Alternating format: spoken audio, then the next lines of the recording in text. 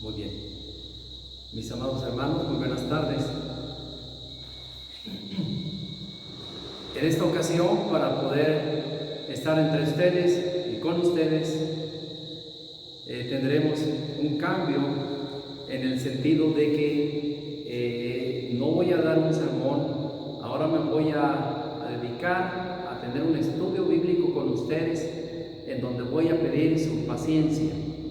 Este estudio bíblico que voy a iniciar con ustedes tiene que ver con las 7 doctrinas de la gracia.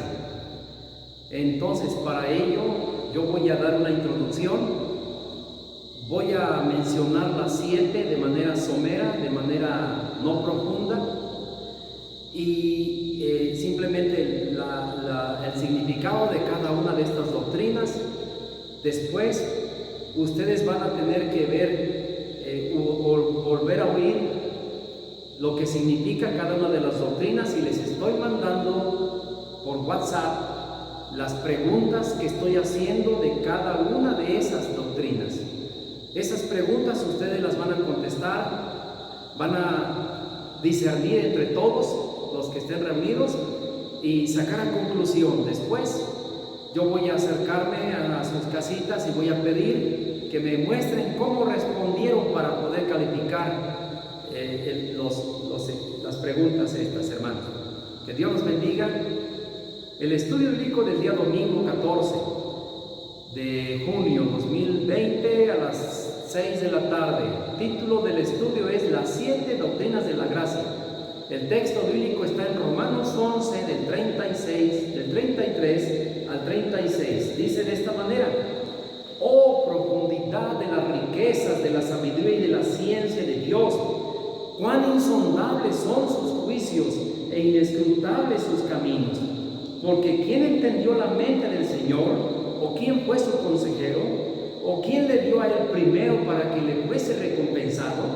Porque de él y por él y para él son todas las cosas. A él sea la gloria por los siglos. Amén. Entonces, iniciaremos con el estudio bíblico de las doctrinas de la gracia, que son estas. Lo haremos de manera amena con la participación de todos ustedes en casa, y aprenderemos de esta bendición de Dios asignada para nosotros. A manera de acróstico, veamos cuáles son las doctrinas que son la columna vertebral de nuestra iglesia, sin lo cual solo seríamos un club y no el cuerpo de Cristo que somos. Por introducción, al mencionar cada una de estas doctrinas, lo haremos de manera no profunda y sin quedarnos a comentar de ellas hasta que estemos estudiando una por una, pero después de esto tendremos para contestar el cuestionario que les he mencionado. La primera doctrina que la iglesia presbiteriana o reformada tiene es esta, la que tiene que ver con la soberanía divina, la soberanía de Dios. ¿Qué significa la palabra soberanía? Esta quiere decir controlar todo. Esta doctrina significa que Dios controla todo lo que pasa. Indica que toda la realidad es la consecuencia de decretos divinos hechos en la eternidad antes de la creación del mundo. Solamente un versículo después de todos los que tengo por mencionar en esta primera doctrina.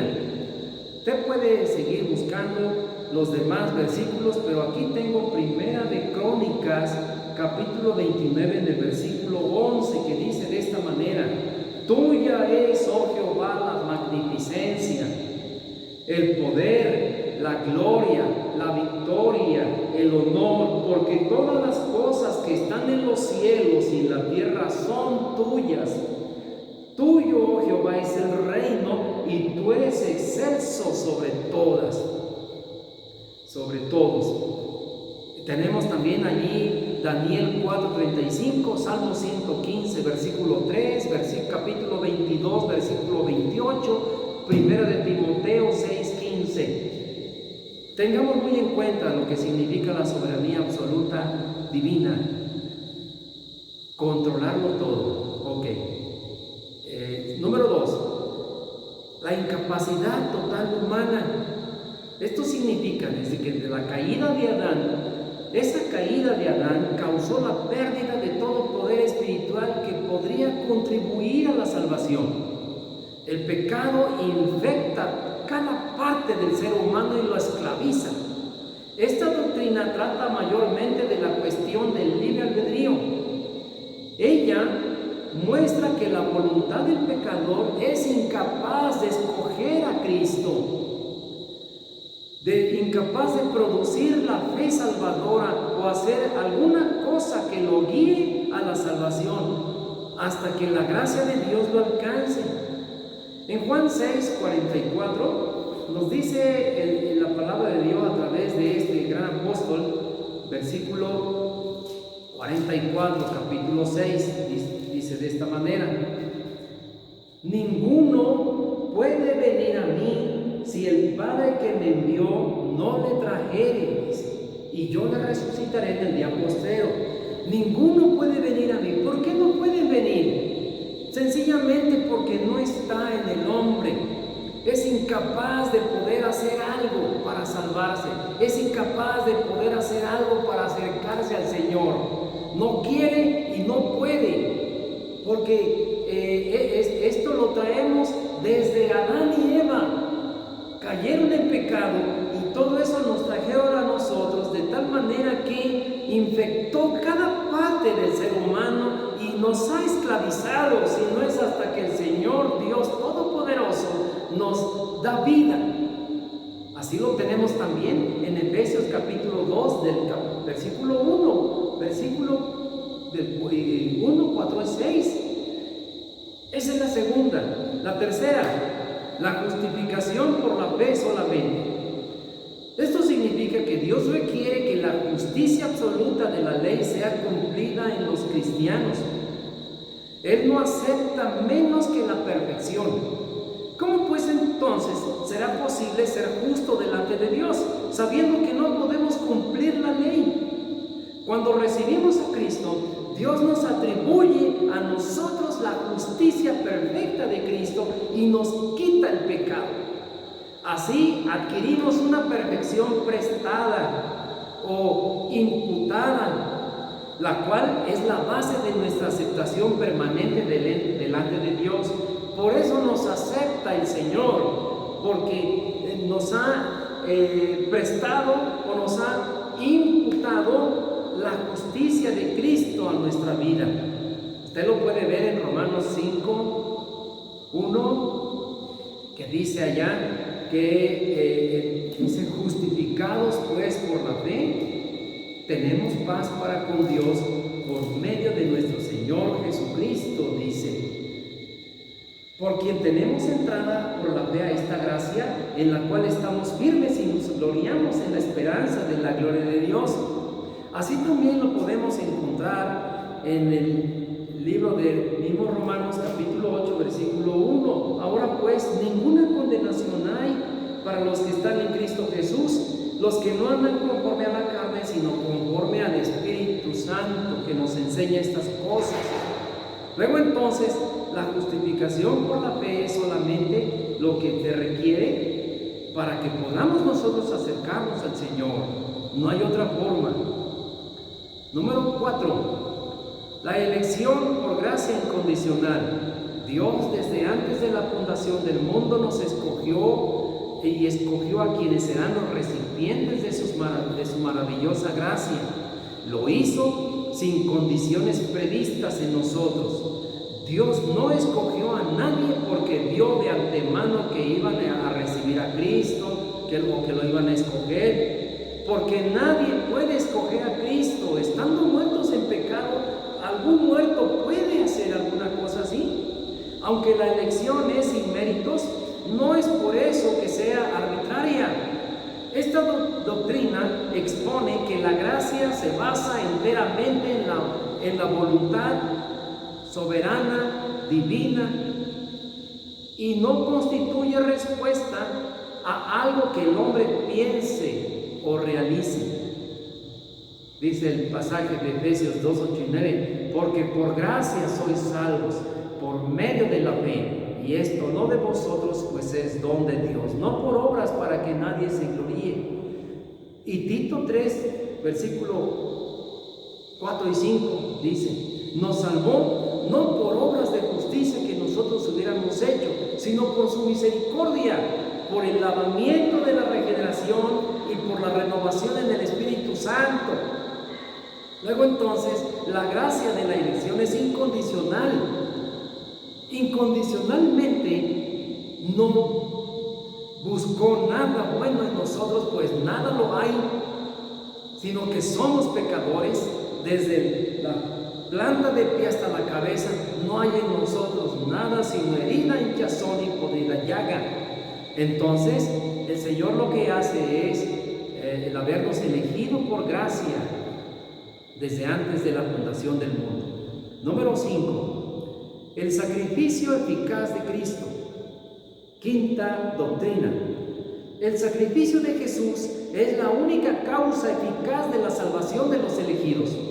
La crucifixión no solo proveyó la salvación, sino también la cumplió. Aunque el sacrificio de Cristo en la cruz es suficiente para salvar a todos, el Padre lo dispuso solamente para los elegidos.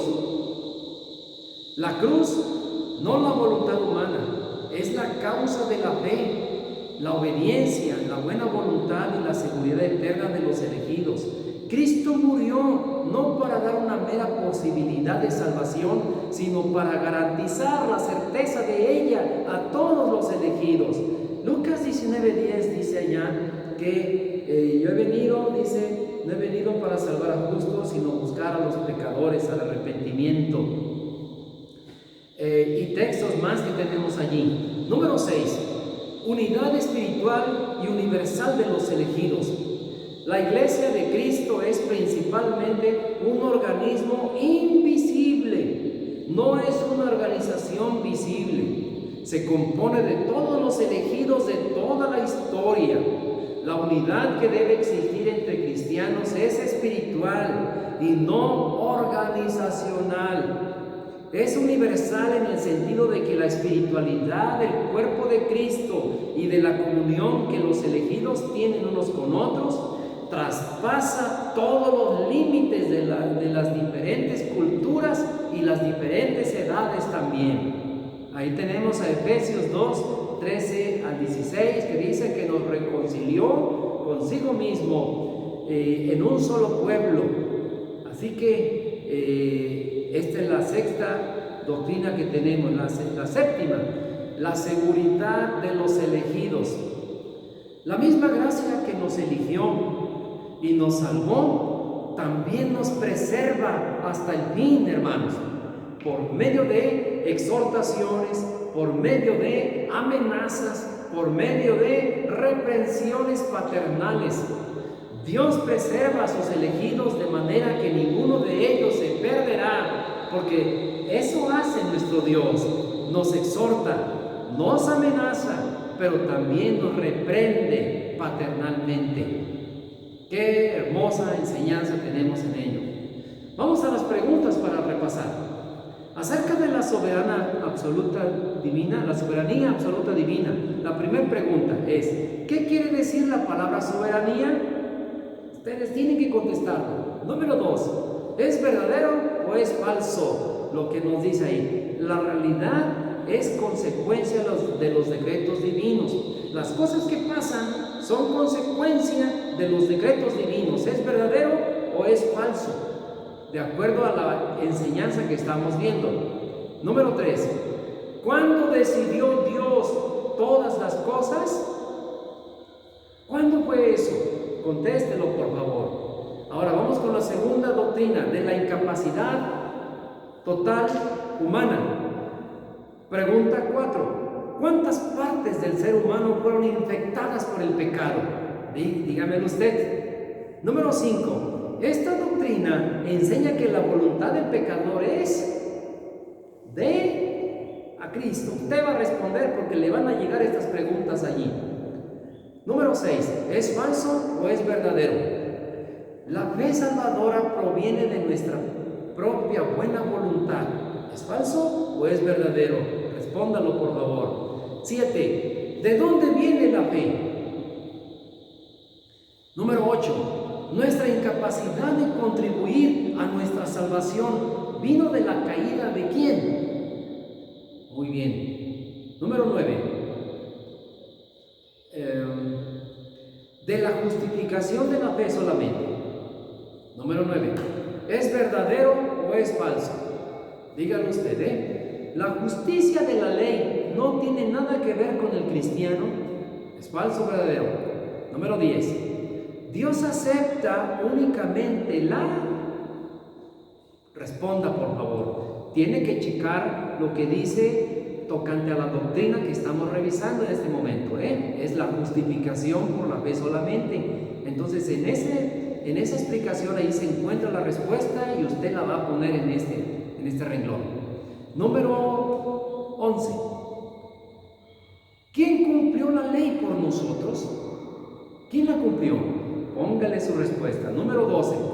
¿Podemos cumplir la ley por nosotros mismos? Contéstelo. Número 13. ¿Cuándo aceptamos a Cristo? Cuando aceptamos a Cristo, Dios nos responda. A nosotros la responda perfecta de Cristo. Es bien sencillo, téngalo en cuenta, lo va a poder hacer. Vamos a la doctrina que tiene que ver con de la elección por gracia incondicional. Número 14. Justificación quiere decir, anote su respuesta. Número 15. ¿Es verdadero o es falso? Dios escogió a todos para ser recipientes de su gracia. ¿Eso es cierto? ¿Eso es falso o es verdadero? También esto, ¿es falso o es verdadero? Nadie puede escoger a Cristo por su propio esfuerzo. Número 17. Antes de conocer a Cristo estábamos, conteste, y luego dice en pecado, pero hay algo más allí que tiene que poner. Vamos a la doctrina del sacrificio eficaz de Cristo. Número 18. ¿Qué hace eficaz la salvación de los elegidos? Contéstelo, por favor. Número 19. La muerte de Cristo no solo, responda, luego dice la salvación, sino y responda esa siguiente cosa que nos pide. Número 21. ¿Es verdadero o es falso? La cruz no fue suficiente para salvar a todos. ¿Eso es cierto o es verdadero?